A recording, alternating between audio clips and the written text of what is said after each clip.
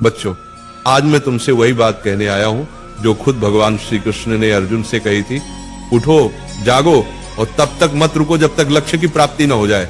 आज तुम्हारा रणभूमि में कोई युद्ध का मैदान नहीं, तुम्हारा रणभूमि है तुम्हारा किताबें और सपने, तुम्हारा गांडीव है तुम्हारा पेन, और तुम्हारा दुश्मन कोई और नहीं बल्कि तुम्हारी आलस्य, डर और टालमटोल है।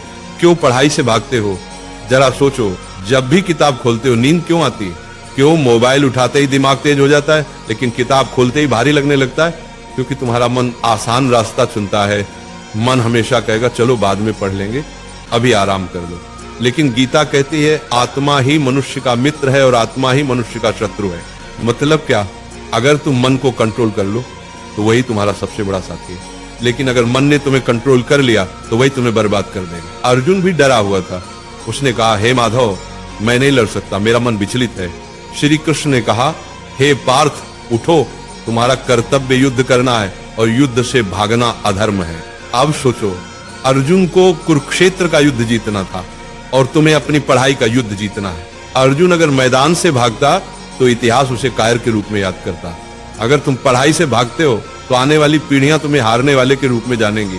गीता का सबसे बड़ा संदेश है, कर्म करो, फल की चिंता मत करो। आज अगर तुम 5 घंटे पढ़ते हो तो तुरंत रिजल्ट नहीं दिखेगा, लेकिन ये मत सोचो कि मेहनत बेकार जा रही है। हर दिन का पसीना, हर दिन की पढ़ाई तुम्हारे अंदर ज्ञान और आत्मविश्वास का पहाड़ खड़ा कर रही है। फल अपने समय पर आएगा और जब आएगा तो दुनिया तुम्हारे कदम चूमेगी।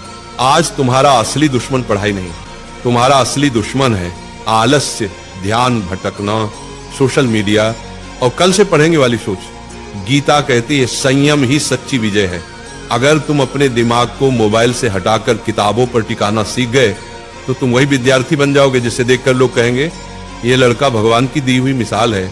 याद रखो, अर्जुन ने युद्ध इसलिए जीता क्योंकि श्री कृष्ण उसके साथ थे।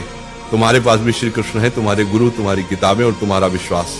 जब भी थक जाओ ये मंत्र याद करो, उठो अर्जुन, पढ़ाई तुम्हारा धर्म है, पढ़ाई तुम्हारा कर्म है।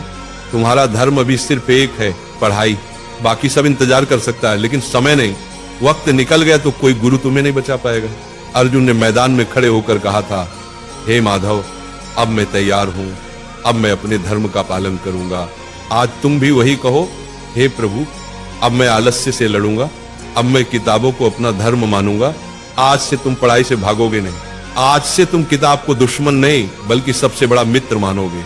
आज से तुम वही विद्यार्थी बनोगे जिसे देखकर माँ बाप की आंखें गर्व से भर जाएंगी। याद रखना, पढ़ाई ही तुम्हारा युद्ध है, मेहनत ही तुम्हारी गीता है और सफलता ही तुम्हारी विजयश्री है। और एक बात नाम जाप किया करो, राधा राधा। 24 घंटा में सिर्फ मुझे 24 मिनट देकर देखो, फिर तुम कहना।